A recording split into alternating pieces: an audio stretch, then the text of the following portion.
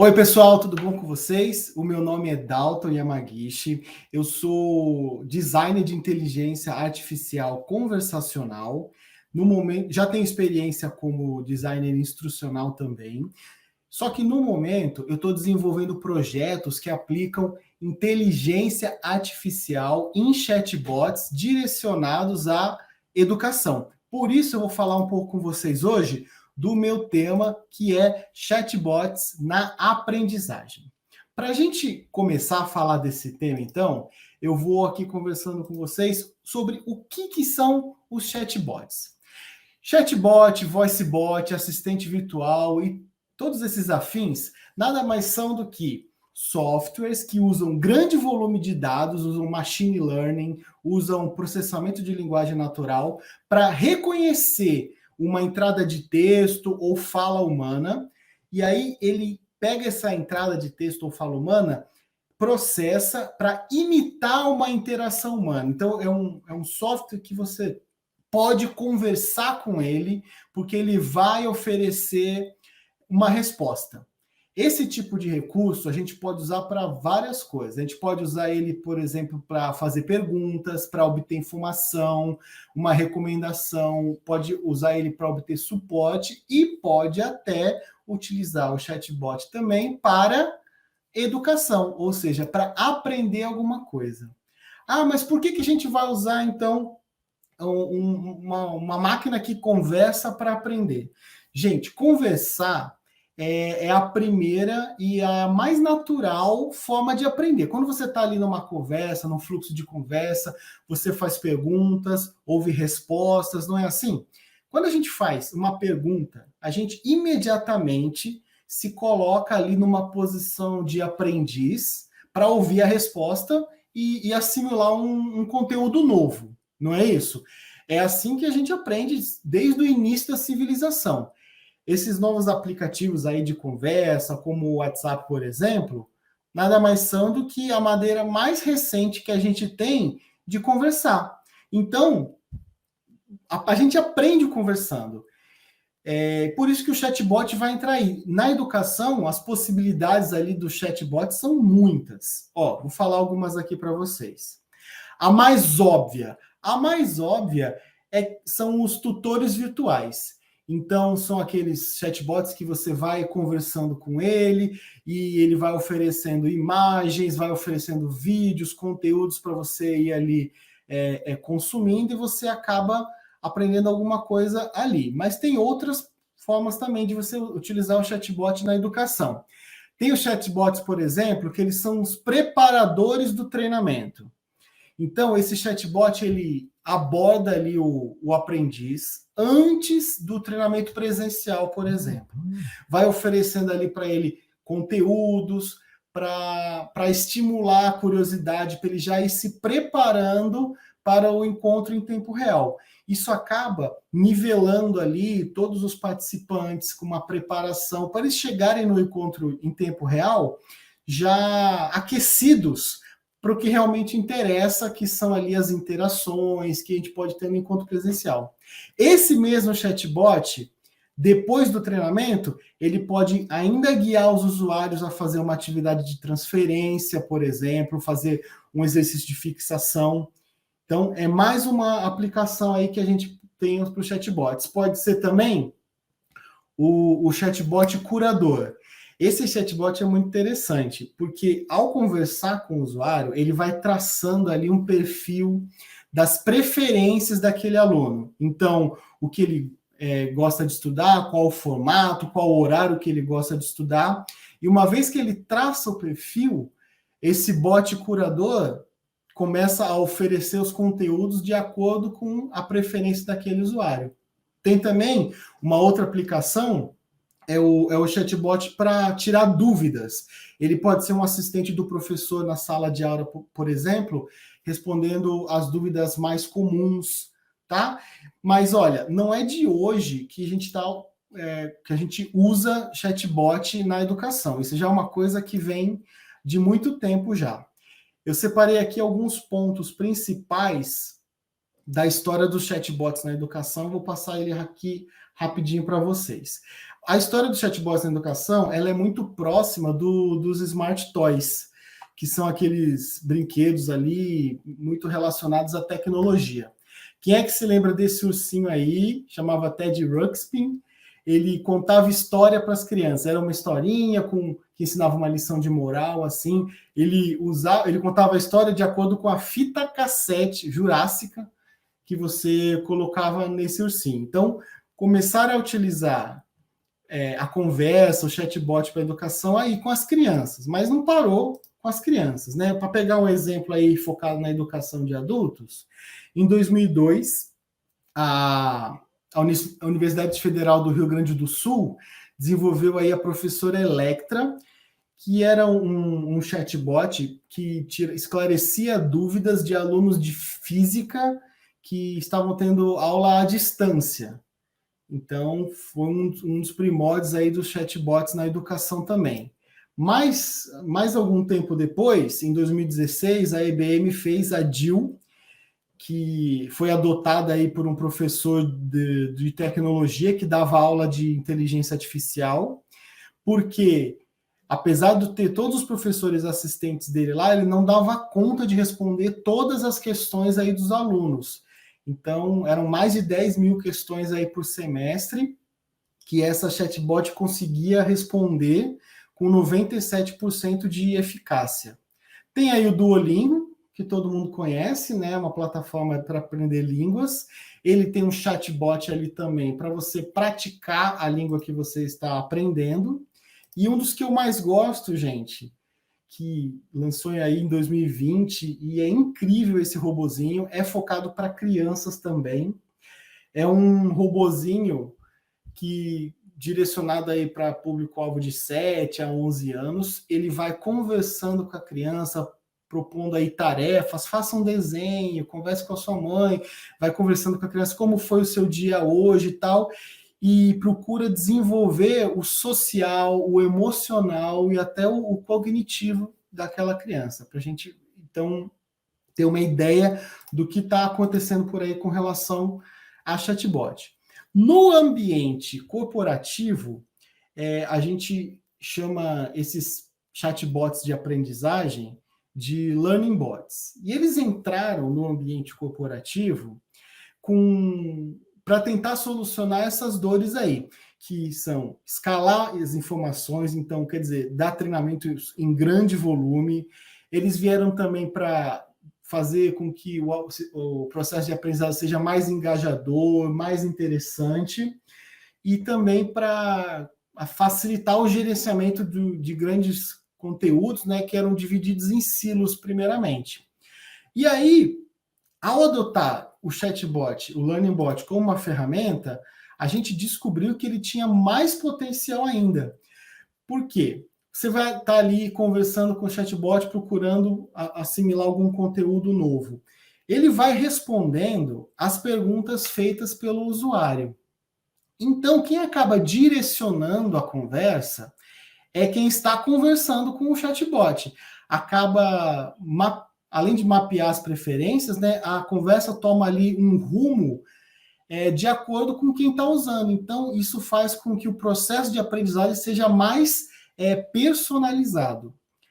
Além disso, como os chatbots eles estão disponíveis aí 24 horas por dia, 7 dias por semana, ele se adapta muito ao ritmo do aprendiz, com essa disponibilidade total. E tudo que é conversado com o chatbot fica registrado. Então, a análise dessas respostas vai permitir assim um insight de como é que está se dando o processo de aprendizado, para que a gente possa retroalimentar o chatbot, direcionar ele, tomar algumas decisões que cabem à área de aprendizagem, né? Que cabe pelo responsável pelo aprendizado.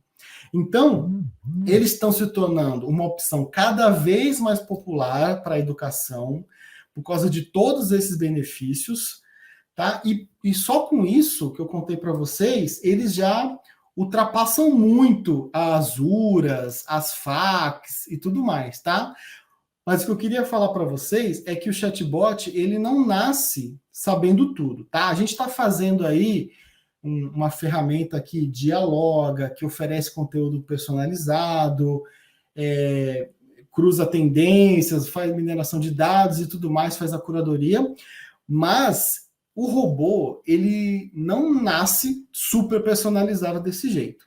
Todos eles começam sabendo pouco, ainda incipientes, e eles vão se personalizando cada vez mais e evoluindo conforme eles têm interações com os seres humanos. Então, eles precisam interagir, como eles trabalham basicamente com machine learning, eles precisam conversar cada vez mais para aprender sobre os humanos, para aprender sobre as pessoas, e aí conseguir apoiar eles na experiência de aprendizado cada vez mais, tá bom? E por conta de ser um software, uma ferramenta que precisa aprender com as interações, é que é importante o papel do designer conversacional. O designer conversacional é a pessoa que faz as escolhas aí, que traça a estratégia de como é que vai ser a experiência, como é que vai ser o diálogo, a conversa do usuário com o robô. Ele basicamente decide o que o robô vai falar. Por isso, quando a gente está falando de chatbot de aprendizagem, é muito importante que o designer conversacional seja um designer instrucional, tenha conhecimentos de DI. Tá? Na verdade, é indispensável quando a gente está falando de um chatbot educacional. Aí você me pergunta, quer dizer então que um DI, ele pode ser um DC? Sim, ele pode, inclusive o mercado, tá, de interface conversacional para treinamento, para desenvolvimento humano, ele está superaquecido, ele está em alta e existe uma dificuldade muito grande de encontrar aí DCs, designers conversacionais, que estão com todas as competências que um DC precisa e ainda mais com as competências que um designer instrucional tem. Então, o mercado está aquecido. O que está acontecendo é que a maioria das empresas, por não encontrar no mercado, está formando esses profissionais aí internamente. O perfil de DC, ele é difícil de encontrar, porque ele é uma verdadeira coxa de retalhos. Olha, ele tem três pilares muito importantes. Para você ser um DC, o legal é que você tenha uma noção de programação, um pouco de conhecimento de linguagem computacional, não precisa ser profundo, mas precisa ter um pouco. Você precisa ter um conhecimento bom também de análise de dados, conhecimento de negócio, e você também precisa ter um léxico desenvolvido, né? A gente vai trabalhar com vocabulário, com palavras, com escrita. Quem tem esses três pilares no mercado é um verdadeiro unicórnio. Então, se você está interessado em entrar nessa área de DC, mas você acha que não tem todas essas competências ainda, não se preocupe, porque, como eu falei, é difícil encontrar uma pessoa que já tenha todas essas competências, mas o que eles estão procurando, e o que, na minha opinião, também é importante você ter, é que você tenha as competências que edificam esse conhecimento. Como assim? Mas eu não tenho linguagem computacional, eu não tenho análise, eu não tenho nada de programação. Mas é importante que você tenha raciocínio lógico. Tendo raciocínio lógico, você consegue pegar o básico de programação que você vai precisar. Mas eu não tenho a competência de análise de dados e tudo mais. Não tem problema. O que é mais importante é que você seja uma pessoa que tenha capacidade de ter aquela visão global, aquela visão macro. Aí você vai se dar bem. Mas eu não tenho léxico, eu não tenho a parte de escrita. O mais importante é você ter empatia com o seu usuário para conseguir falar de uma maneira que faça sentido para ele. E como eu estou falando com você, se você for um DC que tem a capacidade de ser DI, ou seja, que você é um DC educador, você vai ser um DC com diferencial.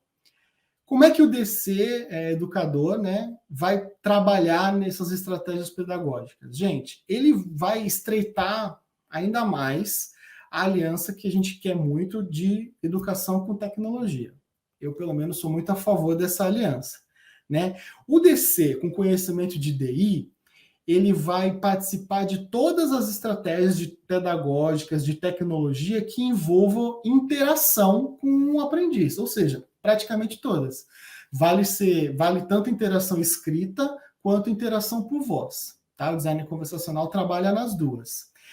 E como eu falei para vocês, faz parte, né, do tripé formador do DC a questão da análise de dados, né? Analisar as respostas do usuário.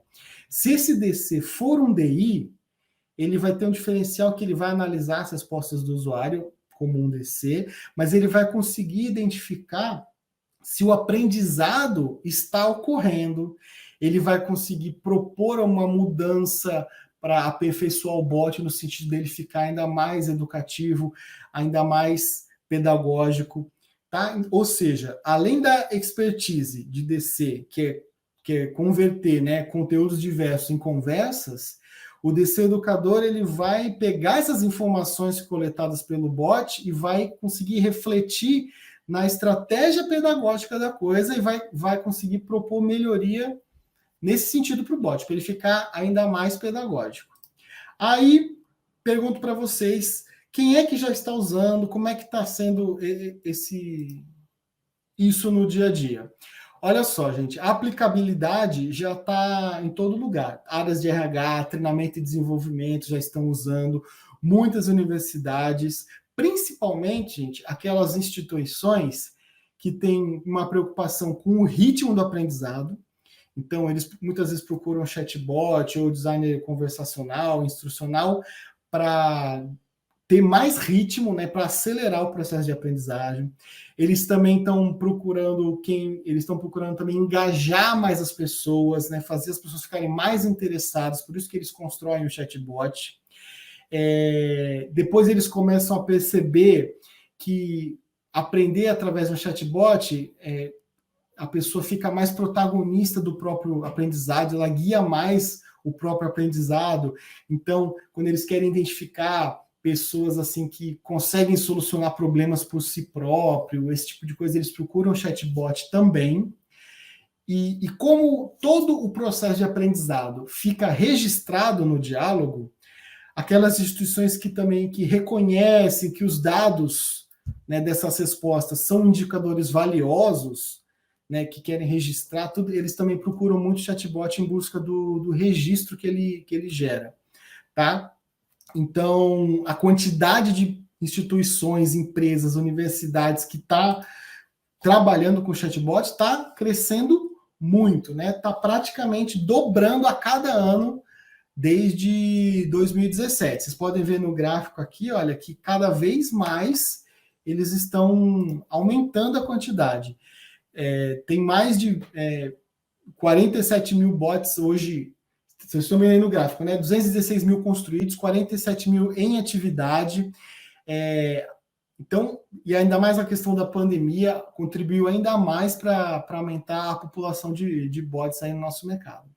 Por isso, gente, eu separei aqui para falar com vocês alguns exemplos de chatbots aí que eu participei, que eu ajudei a construir, tá bom?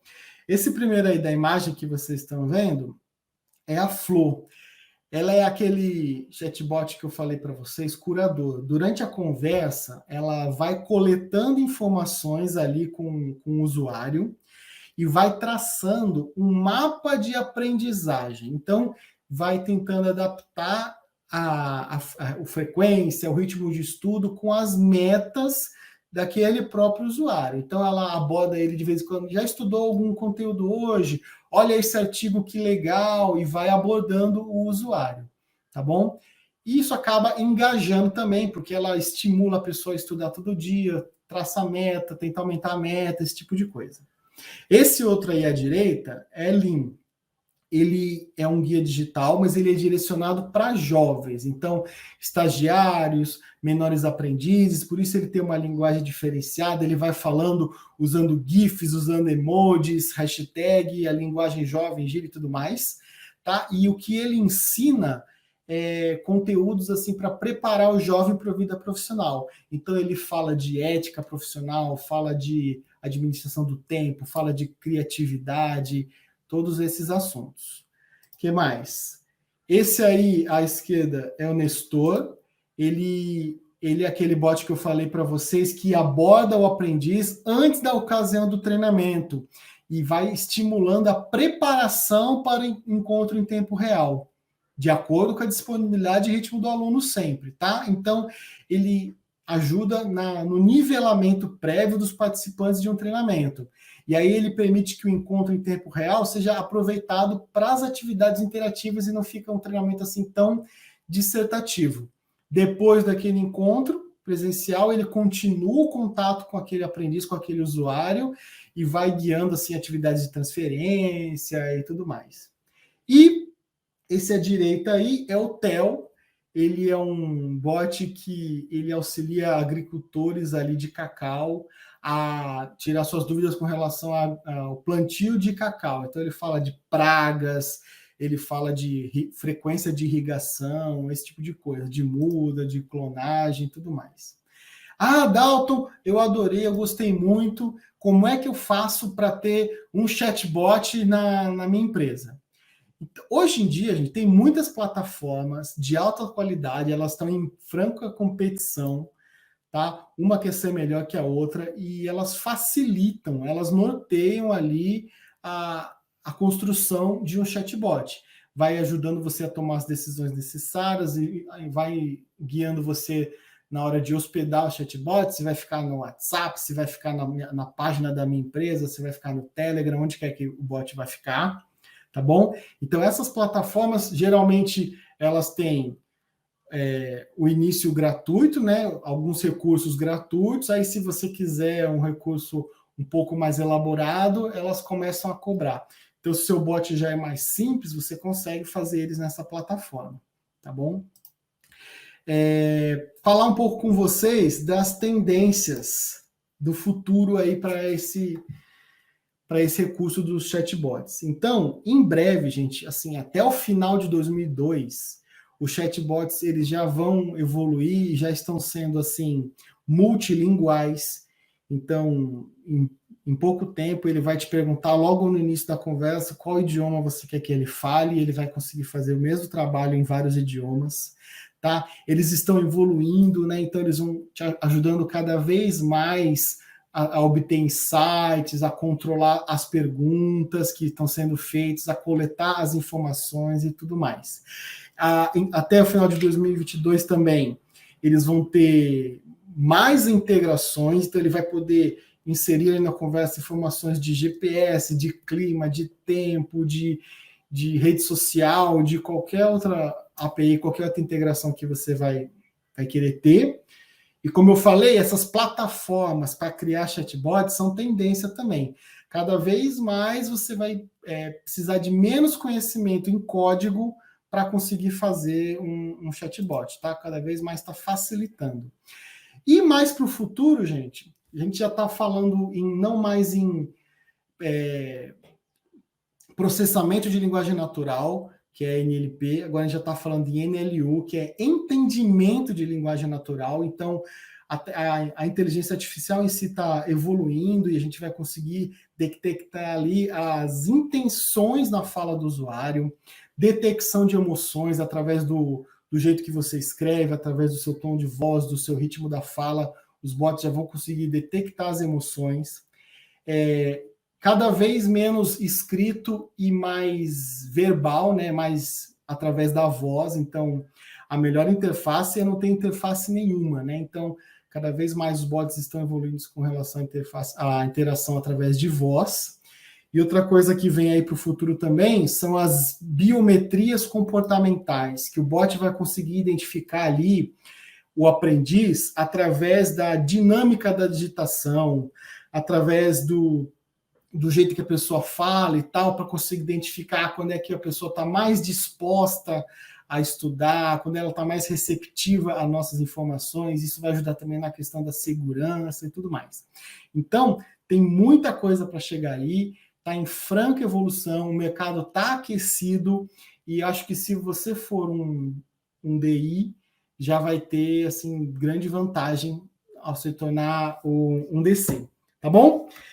Queria agradecer a participação de vocês, o convite para mim, e convidar vocês a responder a pergunta que eu fiz ali no fórum sobre esse tema, tá? E eu falar para vocês também que eu vou estar ali no fórum para responder algumas dúvidas que vocês colocarem lá, tá bom? Apesar de ser uma coisa muito tecnológica e que agrega muito, tá? A gente não pode nunca perder de vista que o mais importante é que o aprendiz tem que ser o sujeito de todo esse processo, ele tem que ser protagonista desse processo cada vez mais interativo. Tá bom, pessoal?